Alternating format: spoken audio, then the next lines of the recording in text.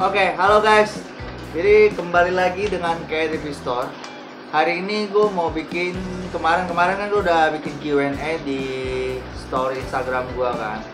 Dan ada beberapa yang nanya. Nah, dan gue bakal jawab di video kali ini. Gitu. Ada yang nanya kan tentang baby pibas di air suhu berapa dan pH berapa. Cara perawatannya kayak gimana sih? Sebenarnya ikan ya, kalian nggak usah dimanjain sih gitu. Kalau ikan gue itu nggak pakai heater. Heater itu cuma untuk ikan yang sakit. Kalian harus benar-benar dengarkan pH lagi. Itu heater khusus ikan sakit gitu. Jadi kalian usahain ikan kalian nggak manja gitu. Kalian suhu air kalian ya suhu ruangan aja. Suhu ruangan berapa sih? 28, 30 gitulah. Gitu. Kalau pH air sih nggak gitu pengaruh. Yang penting dia nggak boleh dari pH tinggi lompat ke pH rendah, atau sebaliknya dari pH rendah lompat ke pH tinggi. Itu pibas itu paling rentan kayak gitu. Maupun mau kecil mau gede tetap dia bakal mati. Itu yang sering terjadi. Kenapa bisa banyak yang mati dan orang angkat dari kolam habis itu simpan ke akuarium dalam rumah. Air pH-nya aja udah beda sih kalau menurut gua ya, karena kan satu air yang kena matahari, satu yang di dalam ruangan. Walaupun airnya sama-sama dalam rumah itu ya, itu penting banget karena gue perhatiin orang-orang sering banget terjadi kayak gitu. Karena gue beli ikan nih, misalnya gue beli instar kan sama seseorang, oke bungkus, gue bilang ikannya masih di kolam katanya kan, terus diangkat ke akuarium, besok paginya mati. Nah, itu sering banget terjadi. Gua nggak tahu sih ya, terus gua mikir bayangin kayak sih pH airnya beda, kalau nggak dia oplosnya nggak dioplos karena dia mikirnya airnya sama kan. Jadi itu kesalahan sangat fatal. Untuk perawatan baby, kalian cuma butuh konsisten. Kalian harus ganti air setiap hari. Kalau ukuran 5 cm itu ya maksimal itu 2 hari sekali lo harus ganti lah. Dua hari sekali. Kalian nggak usah ganti terlalu banyak. Justru air terlalu banyak itu yang bisa bikin pH air beda justru gitu. pH air yang ada di akuarium kalian sama air yang endapan itu kan pasti ada selisih kan. Kalau kalian hampir 100% itu pH-nya beda banget gitu. Kalian harus dikit aja lah, maksimal itu 50%. Cuma gue juga kurang saranin 50%, lebih baik 30% lah. 30% dari tinggi airnya aja cukup gitu. Itu satu tentang pibas ya. Tapi nanti gue bakal bahas lebih lanjut lagi cara perawatan baby pibas. Kenapa orang sering banget gagal gedein pibas gitu loh. Kenapa dia sering mati atau apa gitu kan. Oke, kita next ya. Umur berapa pibas bisa kawin berdasarkan jenisnya? Oke, gue kasih tahu. Kalau mono itu dia bisa lebih cepat. Karena nggak mono juga sih, gue pernah lihat Orinoco juga pernah nelor di kita nggak ngomong umur sih ya, gue lebih tepatnya size-nya. Bisa aja dia size 26, 28 tapi umurnya lebih tua kan. Tapi gue lebih lihat size-nya. Jadi size itu lebih menentukan kualitas telur dan sperma yang dihasilkan jantan. Gitu. Gue pernah lihat Orinoco 26 cm sama jantannya 28, pokoknya sekitar segitu. Telurnya nggak jadi. Busuk terus. Nah, kalau menurut gua ikannya yang belum siap untuk telur, tapi dia udah telur dan itu gagal gitu loh. Dan itu salah satu feeling gua. Kayak mono juga banyak yang umurnya gede kecil, size-nya kecil, kayak 28, 26 udah nelor, tapi persentase berhasil nelornya berapa banyak gitu, netasnya berapa banyak gitu kan. Kalau gua saranin ya minimal itu 30 cm lah. 30 cm sampai 35 cm itu size yang sangat ideal, sangat bagus. Gue saranin 30 sampai 35. Kalau di atas itu juga masih oke, cuma dia lebih kurang produktif dibanding 35. karena umurnya satu gitu. Kalau Pibas itu dia sampai 50 cm juga produktif, tapi kualitas dan jumlah telurnya itu udah berkurang pasti kan, kayak udah makin tua gitu. Terus apa ya, kalau menurut gue yang paling susah cari pair ya, pair itu Orinoco ada banyak juga sih, Kelberry agak susah, Inter juga paling susah. Inter paling susah. Apa banyak juga yang nanya kok Inter susah sih, padahal kalian kan nggak tahu perjuangan gua dapetin pair intermediate itu seperti apa gitu kan gua gonta ganti. Sebenarnya intermediate gua hoki sih, gua nggak gonta ganti, itu cuma sekali doang. Untuk Kelberry sama Orinoco gua gonta ganti ada 5-7 kali dan sampai sekarang belum bisa ketemu. Orinoco ada waktu itu dan betina lompat hilang, itu betina satu-satunya yang produktif di tempat gua, malah lompat karena kawin itu agresif dan jantan betina agresif sampai kadang mereka berantem sampai lompat. Ya udahlah, namanya nasib. Gua nggak tutupin karena Pibas itu emang jarang lompat kecuali diganggu, jadi mereka baru lompat atau ya apapun lah, nama kambang acan itu kan. Oke, kita next pertanyaan berikutnya. Oh ya, ini ada yang nanya Dutch, cara stabilin warna Dutch soalnya Dutch saya gosong. Kalau Dutch ya, pengalaman gue itu nggak banyak sih. Kalau menurut gue Dutch yang gosong itu dia pH-nya terlalu tinggi gitu. Dia Dutch itu butuh pH yang agak rendah, tapi jangan terlalu rendah juga, dia nggak kayak cana-canaan.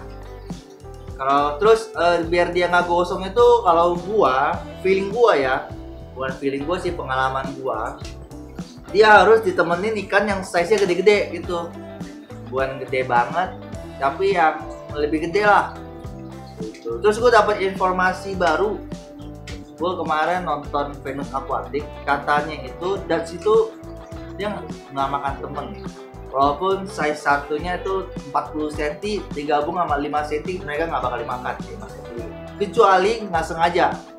Katanya belum pernah ada kasus, dan itu gue baru tahu juga.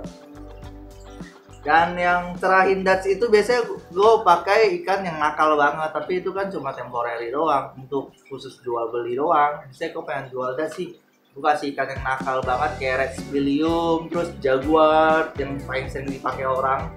Mereka kan iseng kan, kayak nakutin gitu. Kalau dia takut dia pasti cerah gitu. Kalau gue kan itu kan nggak bisa selamanya kan, misalnya nggak awet lah ya.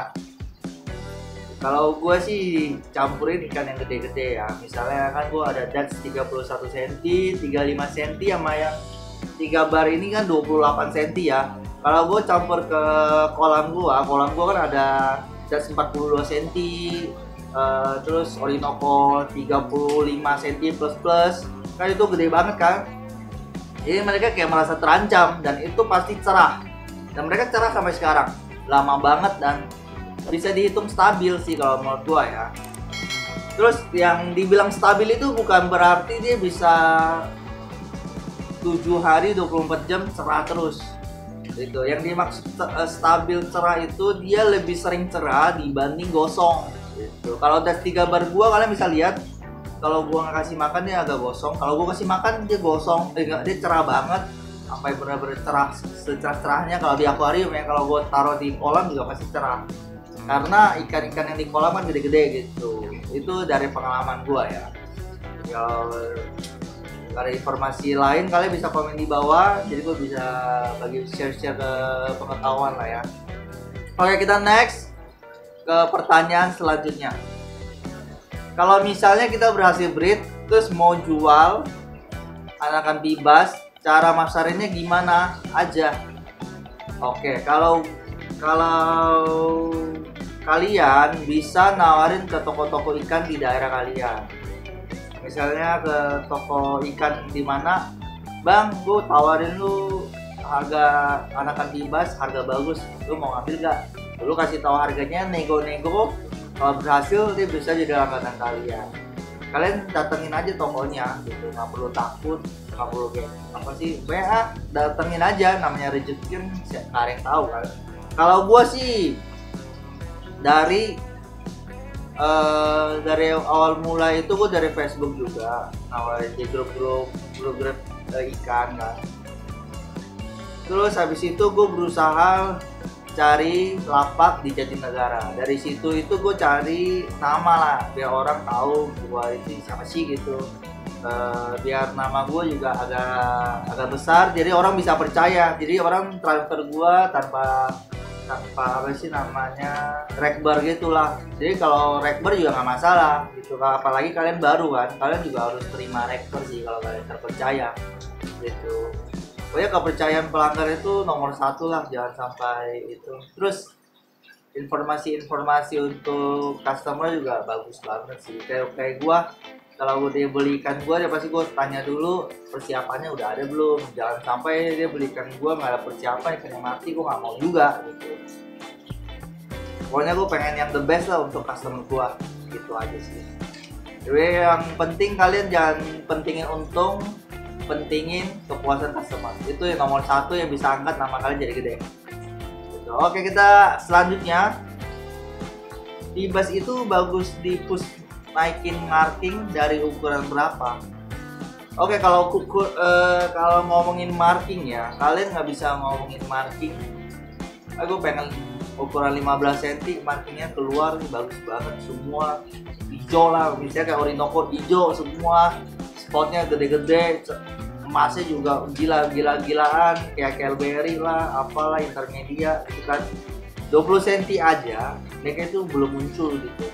Tapi ada juga, kok pernah ada Orinoco yang 20 cm, 25 cm bener-bener hijau banget, full banget, dan itu gue bisa jual mahal banget karena size segitu biasanya belum keluar warnanya gitu. Kalian biasa size P-Bass keluar itu ya, dia sekitar 28-30 cm baru keluar.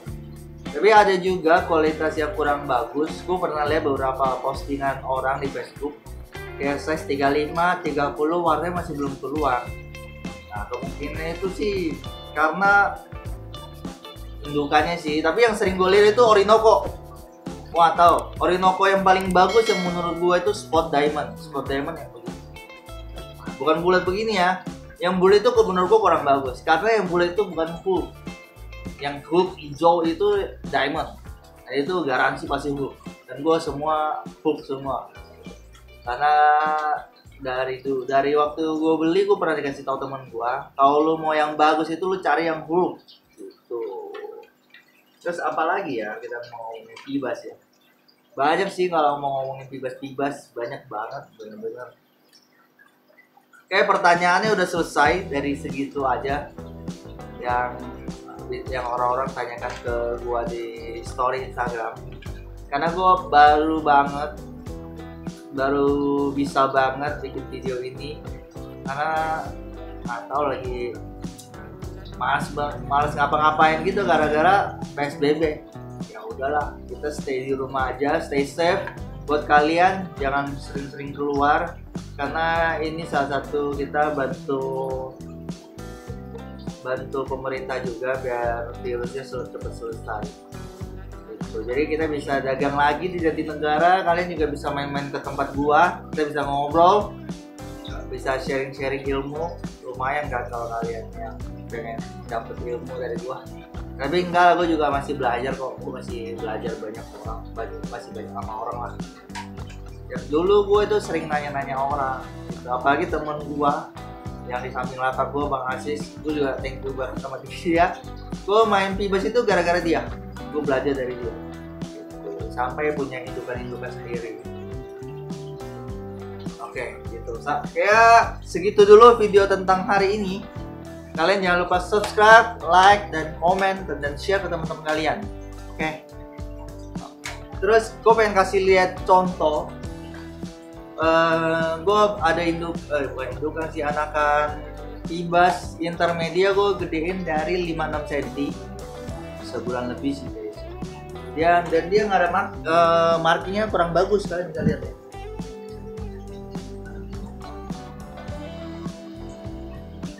Ada warnanya nggak ada kan? Jadi intinya itu kalian nggak usah mikirin marking ya, kalian pelihara aja.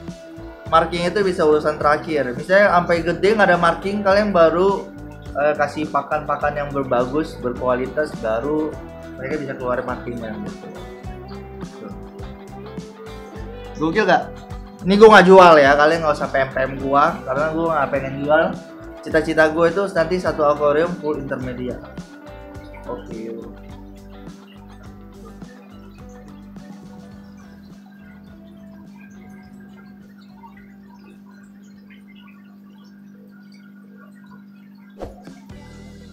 Oh iya, terus gue pengen kasih lihat juga kalian.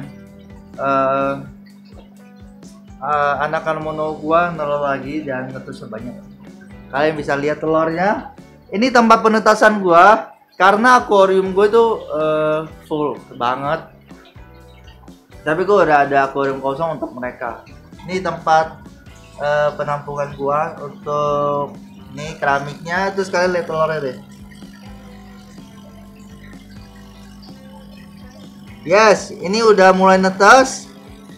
Tuh, udah mulai netes hampir semua. Dan ada beberapa yang udah di bawah, udah jatuh.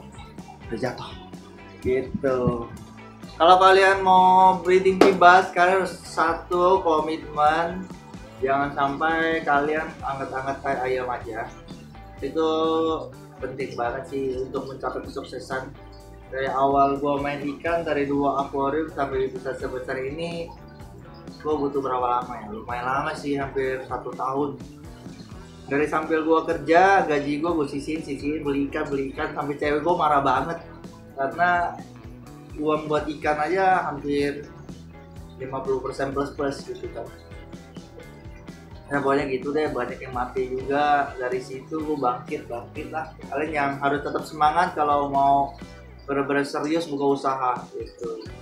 Oke, jadi sampai di sini dulu video tentang hari ini dan Q&A. Kita bisa lanjutin next video gitu. Bye bye. See you in the next video.